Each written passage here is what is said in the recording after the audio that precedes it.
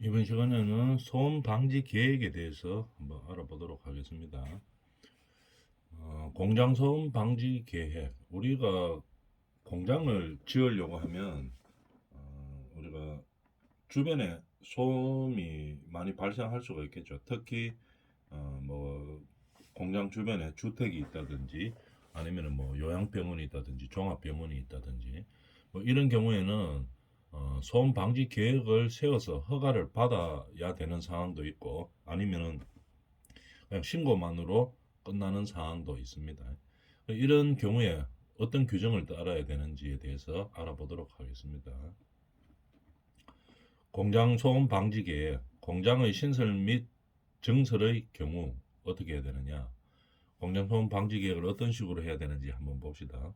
지역 구분에 따른 부지 경제선에서의 소음 레벨이 규제 기준 이하가 되도록 설계해야 된다 이 말이죠.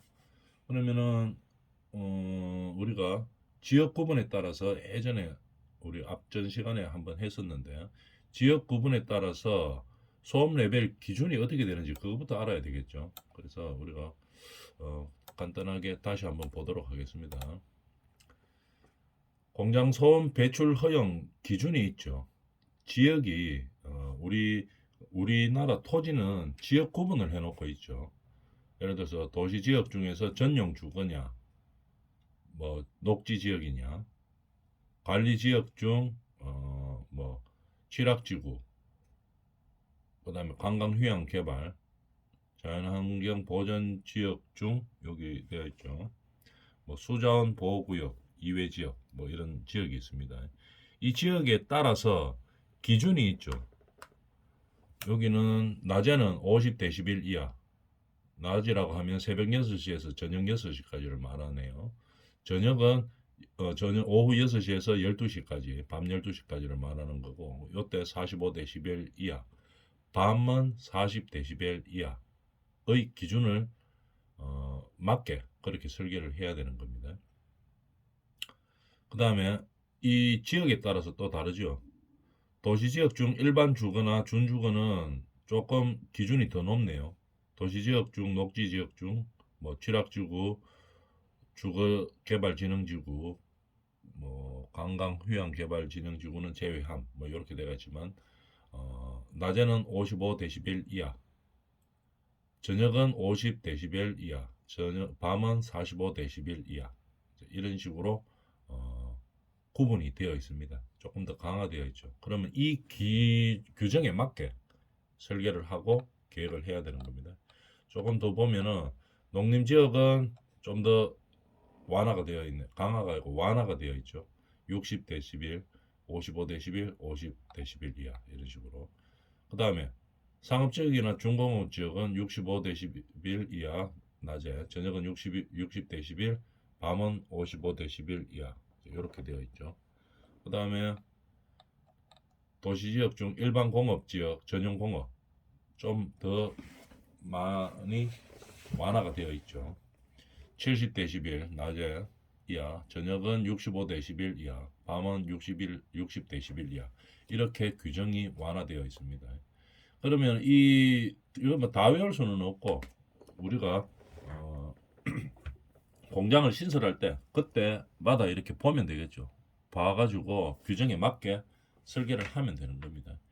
근데 이제 우리가 하나 알아줘야 될 것은 제일 강화가 되어 있는 지역이 여기죠. 가죠. 가 지역. 가만히 보면은 뭡니까? 사람이 좀 많이 살 만한 지역을 말하는 겁니다. 사람이 많이 살고 그다음에 사람이 많이 유동하고 있는 그런 지역들, 관광 휴게 지역들 이런 것들은 기준이 아주 강화되어 있죠. 제일 강화되어 있습니다. 그래서 사람이 많이 거주하고 사람이 많이 생활하는 공간은 강화되어 있다고 보면 되고 사람이 별로 없는 지역이 맨 마지막에 한번 볼까요? 공업지역이나 일반 공업이나 전용 공업은 좀 많이 완화되어 있죠. 갈수록 사람이 주거하거나 휴양하는 시설 쪽으로 강화되어 있고 그 다음에 그 반대의 경우에는 완화되어 있다고 알아주면 되겠죠. 이런 지역 구분에 따라서 소음 레벨 규제 이하가 되도록 설계를 해야 된다 이 말입니다. 공장 신설할 때는 그런 얘기겠죠. 그 다음에 특정 공장인 경우, 그러니까 일반적인 공장이 아니고 뭐 특수한 공장들 있죠. 이런 특수한 공장인 경우에는 방지 계획 및 설계도를 첨부해야 된다. 방지 계획 및 설계도를 첨부해서 허가를 맡아줘야 되겠죠. 아, 이거는 뭐 적당하다, 적당하지 않다, 더 강화해야 된다. 이런 식으로 방지 계획 및 설계도를 첨부해야 된다는 얘기입니다. 그 다음에 공장 건축물, 구조물에 의한 방음 설계, 기계 자체 및 조합에 의한 방음 설계의 계획을 세워줘야 되겠죠. 그럼 예를 들어서 공장 건축물 신설할 때 부지 경계선에서 그 공장의 부지 경계선이 있죠. 거기서 최대한 먼 곳에 공장 건축물을 설치하도록 그렇게 하는 겁니다. 왜냐하면은 부지 경계선 내 땅이라고 해가지고 부지 경계선에 딱 붙여가지고 공장을 세우면은 가까이 있는 뭐 공장 옆에 뭐 주택이 있을 수도 있고 다른 공장이 있을 수도 있지만 다른 공장에 피해가 갈 수 있죠. 그렇기 때문에 경계선에서 최대한 먼 곳에 이제 공장 건축물을 세우도록 하고, 그 다음에 또 그렇게 해서도 안 될 경우에는 뭐 방음 설계도 하고, 그래서 방음벽을 세운다든지 뭐 이런, 아니면 구조물 자체 건물에다가 외벽에다가 방음 설계를 한다든지 이런 식으로 소음 방지 계획을 세우는 겁니다. 아니면은 소음이 많이 발생하는 기계를 놓을 때 그 기계실에다가 뭐 방음 설계를 한다든지, 진동이 많은 기계를 놔야 된다 이러면은 그 기계 밑에다가 면진 처리를 해가지고 진동이 일어나지 않게 좀 많이 줄어들게끔 그렇게 설계한다든지 이런 방지 계획을 세워줘야지 된다는 얘기입니다. 그럼 기존 공장의 경우도 마찬가지죠. 기존의 신설이나 정설뿐만이 아니라 기존 공장도 지역 구분에 따라서, 아까 조금 전에 봤던 지역 구분에 따라서 소음 레벨이 규제 이하가 되도록 설계를 해야 되겠죠. 그 다음에 공장 건축물이나 구조물에 대해서 방음 설계를 한다든지 아니면은 뭐 기계 자체에 대해서 방음 설계를 한다든지 이런 계획을 세워야 됩니다. 기존 공장들도.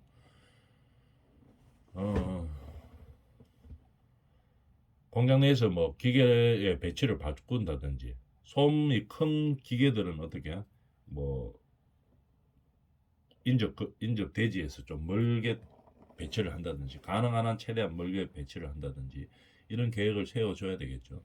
그 다음에 소음 레벨이 큰 기계를 부지 경계선에서부터 어떻게 해야 됩니까? 최대한 먼 곳으로, 그러니까 옆집하고 떨어지라는 얘기겠죠. 이렇게 최대한 멀게 배치를 해서 소음이나 진동을 줄이는 계획을 세워야 된다는 얘기입니다. 그 다음에 방음 설계 안전율. 일반적으로 공장의 방음 설계를 한 경우는 어떻게 됩니까? 소음 필요량에 가하는 안전율은 5데시벨 정도다 이 말입니다. 5데시벨 정도를 방음 설계를 할 경우에 안전율로 본다 이런 얘기입니다. 5데시벨. 그 다음에 공장 건설 시 공장 소음 방지를 위한 고려사항. 공장 소음 방지를 위해서 뭘 고려해야 되느냐 이 말이죠. 주 소음원이 될 것으로 예상되는 것은, 우리가 공장 설계할 때 알죠. 소음원, 이 우리 공장의 제일 주된 소음원이 어떤 것이다 하는 거 알고 있습니다. 주 소음원은 어떻게 가급적 부지 경계선에서 멀리 배치하는 겁니다. 그래서 옆집에다가 피해를 최대한 줄으라는 얘기겠죠. 가급적 부지 경계선에서 멀리 하고, 그 다음에 계급부나 환기부는 주택가와 반대측, 계급부라든지 환기부, 주택가와 반대측에다가 하는 겁니다. 그러니까 주택이, 우리 땅에 이제 공장을 설계를 해가지고 신설하려고 하는데 왼쪽에 주택이 있습니다. 그러면은 계급부나 환기부가 있으면은 소음이 더 많이 들리겠죠. 벽으로 막고 있는 것보다 뚫려 있으니까 훨씬 더 많이 들립니다. 그렇기 때문에 왼쪽에 주택가가 있다고 하면은 계곡부나 환기부를 최대한 오른쪽으로 돌려야 되겠, 반대쪽으로 돌려야 되는 상황이 되겠죠. 그래서 사람이 거주하고 있는 주택 쪽에 최대한 피해를 주지 않도록 그렇게 설계를 해야 된다는 얘기입니다. 그 다음에 거리 감쇄도 소음 방지를 위해 이용하는 편이 좋다. 소음 방지를 위해서 최대한 할 수 있는 것은 다 시도해 봐야 된다는 얘기겠죠. 건물의 방향도 바꾸어 보고, 그 다음에 계곡부나 환기부가 있으면은 어떻게 주택가는 뭐 없을 수는 없지만 최대한 반대되는 위치에 놔두고, 거리 감쇄도 이용해 가지고 소음 방지를 최대한 활용하고 하라는 얘기입니다. 그 다음에 공장 건물, 아까 이야기했다시피 부지 경계선에 뭐 내 땅이라고 해가 딱 붙여가 짓는 게 아니고, 부지 경계선에서 가능한 한 뭡니까 이격시켜가 멀리 떨어지게 해놓고 공장 건물을 지어야 된다는 얘기죠. 그래야지 옆집에다가 소음이 최대한 없도록, 그렇게 발생하지 않도록 하겠죠. 그런 얘기입니다. 그 다음에 도로 들어가기 전에 공장에 대해서 간단하게 한번 더 보면은, 우리가 공장을 지을 때는 소음 진동 배출 시설을 신고하는 경우도 있고 허가를 받아야 되는 경우도 있습니다. 공장을 신설할 때 또는 뭐 증축할 때 설치 신고로 끝나는 경우가 있고, 소음 진동 배출 시설, 그 다음에 소음 진동 배출 시설을 허가를 받아야 되는 경우도 있습니다. 허가는 허가권자가 허가를 내주지 않으면 사용을 못하는 거죠. 그만큼 중요하다는 얘기입니다. 소음이 발생해서는 안 된다는 얘기죠. 소음 진동이 어떤 곳이냐 한번 봅시다. 종합병원, 공공도서관, 그 다음에 학교, 공동주택의 부지 경계선으로부터 직선거리 50m 이내, 아주 가깝죠. 50 공동주택, 뭐 아파트 같은 거, 빌라 같은 거, 학교, 공공도서관, 종합병원 이럴 때는 소음진동 배출시설에 허가를 받아야 되는 겁니다. 허가. 그 다음에 두 번째, 주거지역 또는 규제에 따른 2종 지구단위 계획구역, 주거형만 해당. 이렇게 되어 있죠. 이런 시설들은 허가를 받아야 된다는 얘기죠.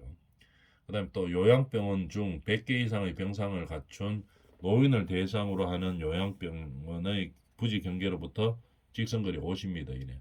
이것도 노인들이 많이 요양하고 있는 병원이기 때문에 시끄러우면 안 되겠죠. 진동도 많으면 안 되기 때문에 직선거리 50m 이내의 지역에서는 허가를 받아야 됩니다. 근데 어린이집도 마찬가지죠.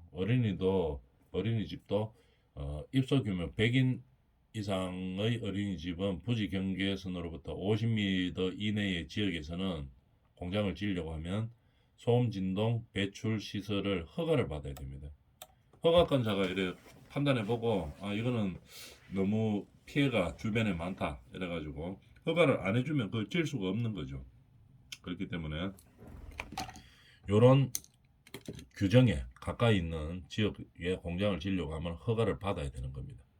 소음 진동 배출 시설의 허가를 받아야 되죠. 이 규모가 아니면은 뭐 신고를 하면 되겠죠. 설치 신고를 하고 하면 시설을 공장을 설치를 하면 되는 겁니다. 그래서 공장을 지을 때는 규제들이 많이 있죠. 그래서 한번 알아봤습니다. 그 다음에 또 이제 세부 규정으로 한번 더 보면은 뭐 나머지 규정들은 뭐 그냥 쭉 한번 읽어보면 되겠는데요. 우리가 기본적으로 알고 있어야 되는 것은 공장을 신설하거나 정설할 때는 기존에 있는 것도 마찬가지지만 기존에 있었던 것은 규조가 조금 덜 까다롭죠. 그렇지만 신설이나 정설 쪽에서는 신고만 해가지고 끝나는 경우도 있고 허가를 받아야 되는 경우도 있죠. 어떤 경우에 허가를 받아야 되는가에 대해서는 금방 봤었고, 이런 식으로 공장을 지을 때는 소음이나 진동이 발생할 가능성이 높기 때문에 최대한 주변에 피해가 가지 않는 방향으로 계획하고, 그 다음에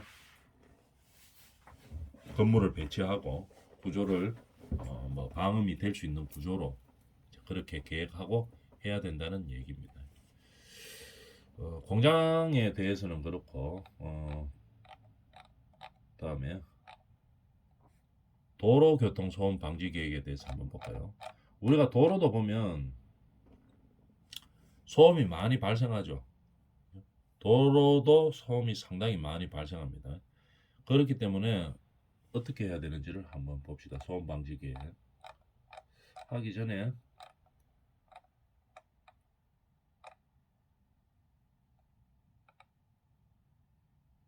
이것도 중요하니까 이것도 잠깐 한번 보고 들어갑시다. 뭐냐면은 공장에서 소음 진동 배출 사업자, 공장에서 소음 진동이 배출되는 공장을 말하는 거죠. 그때 준수 의무가 있습니다. 어떤 의무가 있나 한번 볼까요? 소음 진동 배출 허가 기준의 준수 의무 이렇게 되어 있죠. 배출 시설, 그러니까 소음 진동 배출 시설을 가동한 경우에는 가동 개시일로부터 30일 이내에 배출 기준 이하로 처리될 수 있도록 해야 되는 겁니다. 30일 이내에. 그런 의무가 있습니다. 연간 조업일수가 90일 이내의 사업장으로서 가동 개시일로부터 30일 이내에 조업이 끝나 오염도 검사가 불가능하다고 인정되는 사업장은 기간을 단축할 수 있다. 뭐 요거는 큰 의미는 아니에요. 하여튼 중요한 것은 30일 이내에 가동 개시일 30일 이내에 소음 진동 배출 허용 기준 이하로 만들어야 됩니다. 안 만들면 어떻게 되냐 하면은 뭐 민원이 발생하든지 아니면은 관공서에서 뭐 관할 관청이겠죠. 나와서 측정해보고 기준에 안 맞추면 기준에 맞도록 변경하라고 권고하고, 그래도 안 되면은 뭐 과태료를 부과하고, 그것도 안 되면은 뭐 고발 조치하고 이제 이렇게 되겠죠. 이런 식으로 준수 의무가 있습니다. 반드시 30일 이내에 허용치보다 밑으로 들어가줘야 됩니다. 기준 이하로. 그 다음에 소음 진동 방지 시설을 설치해야 되는 것을 한번 볼까요? 일반적으로 다 기준은 다 외울 수는 없고, 그 다음에 알아줘야 될 거 요거. 해당 공장의 부지 경계선으로부터 직선거리 200m 이내의 다음의 시설 등이 없는 경우, 그러니까 주택, 공장, 사업장, 관광지, 관광단지, 아니면은 관할 관청에서 지정한 시설, 이런 것들이 없는 경우에는 규제가 좀 덜합니다. 그러나 반대로 있는 경우에는 규제가 심하겠죠. 기준이 200m입니다. 200m. 소음 방지 또는 진동 방지 시설을 허용 기준 이하로 해야 되는 것 중에서 200m 이하의 주택이나 관광지들이 있는 경우에는 규제가 좀 까다롭다 하는 거, 그걸 기본적으로 알아놔주면 되겠습니다. 거리가 가까울수록 규제는 많이 강화되어 있는 거겠죠. 그래서 허용되는 기준 이하로 떨구어 줘야 되는 거죠. 소음이나 진동을. 그때 우리가 기준이 되는 게 직선거리 200m 안에 주택이 있을 때는 좀 문제가 많습니다. 학교라든지 병원이라든지 종교시설 문제가 많은 게 아니고 우리가 그걸 해야 되겠죠. 저, 많이 강화된 것을 이제 활용을 해야 되겠죠.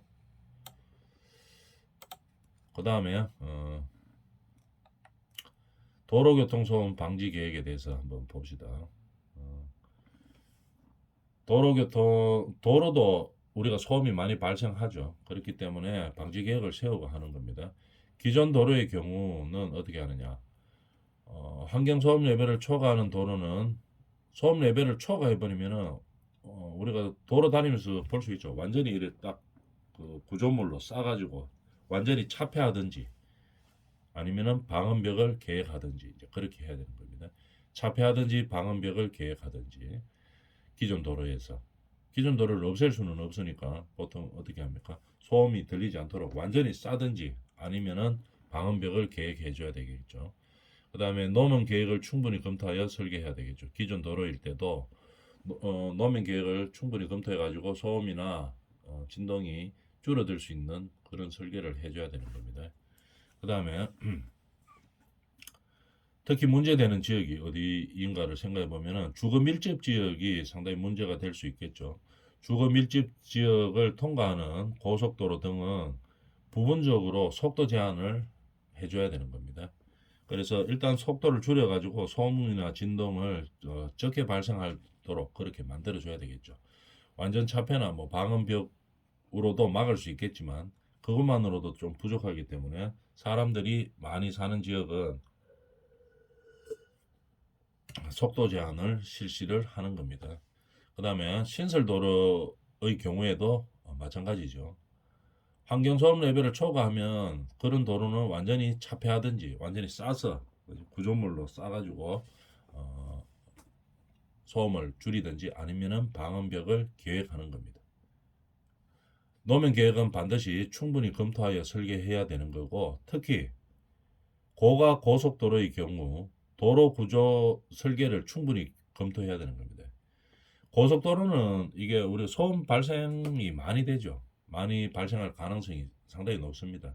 특히 뭐 오르막 같은데 이런 데는 소음이 많이 발생되겠죠. 차가 이제 오르막을 올라가려고 하면은 이 출력을 많이 해야 되기 때문에 소음도 더 많이 나죠. 이런 거를 감안해서 도로 구조 설계가 잘 되었는지 충분히 검토합니다. 그러니까 신설 도로를 설계할 때 주거 지역을 뭐 통과하는 상태로 도로를 만들어야 된다. 이러면은 이런 검토를 아주 많이 해야 되겠죠. 소음에 대해서. 그래서 이 환경 소음 레벨을 초과하지 않도록 그렇게 설계를 해야 된다는 얘기입니다. 노선 설정 계획 시에 인구 밀집 지역을 아예 피하면 제일 좋죠. 노선을 잡을 때 인구 밀집 지역을 피해서 가면은 가장 좋습니다. 그런데 만약에 도저히 피할 수 없는 상황이다 이래 되면은 뭐 차폐 설치를 한다든지 아니면은 뭐 방음벽을 아주 뭐 완벽하게 한다든지 아니면은 아예 지하로 넣는다든지 노선을 이렇게 신설 도로를 할 때는 이런 것까지 계획을 해줘야 된다는 얘기입니다. 그 다음에 건설 작업 소음 방지 계획. 건설 작업을 할 때 소음이 많이 발생하죠. 특히 토공사 같은 거 할 때 오거로 막 우리가 그 땅을 막 뚫죠. 오거를 뗄 때 항타 방식으로 뚫으면은 뭐냐면은 때려서 타격으로 뚫으면은 소음이 엄청나게 큽니다. 근데 요즘 보통 뭐 때려서 그렇게 항타 방식으로 뚫죠. 오거들이 그런 기계들이 많기 때문에. 그래서 항타 방식으로 막 두드려 가지고 뚫고 들어가면 소음이 주변에 엄청나게 심합니다. 그러면은 좀 줄이기 위해서는 어떻게 합니까? 방법을 바꾸면 되죠. 쉽게 말해가지고 구멍부터 먼저 뚫어 놓고 드릴 같은 걸로 구멍부터 먼저 뚫어 놓고 그 다음에 오거를 통해서 뭐 예를 들어서 뭐 CIP나 PIP 이런 것들을 기둥들을 박아준다든지 이렇게 하면은 소음이 훨씬 더 줄어듭니다. 그래서 가설 구조의 제거 작업 금방 이야기했던 충격 파괴형을 다른 공법으로 바꾸는 겁니다. 항타 방식을 다른 방식으로 바꾸는다 이 말이죠. 막 때려서 그 항타 시키는 방법을 드릴로 뚫어서 그 다음에 끼워 넣는다든지 기둥을 끼워 넣는다든지 이렇게 하면은 작업 공정을 바꾸면은 확실히 소음은 줄어들겠죠. 이런 방식으로 방지 계획을 세우는 겁니다. 여기서도 마찬가지죠. 직접 박는 공법이 많이 사용되고 있는데 이거는 일하기는 편한데 뭡니까? 소음 진동이 많은 현장이죠. 특히 주거 지역 근처일 때는 방법을 바꿨습니다. 드릴로 뚫은 후 어서 드릴로 뚫은 후 항타 작업을 한다든지 진동 해머를 사용하는 방법으로 공법을 바꿨습니다. 그러면 이제 때리는 게 줄어드니까 아무래도 소음이 훨씬 줄어들겠죠. 건설 기계에 의한 소음은 뭐 차원 박스를 한다든지 이런 방지 계획을 세워줘야 된다 이 말입니다. 그 다음에 특정 공사 승인 신청 시에는 작업 시간 계획을 자기들 편한 시간에 잡는 게 아니고 주변에 소음 피해를 가장 적게 줄 수 있는 시간대에 그렇게 해야 되는 거죠.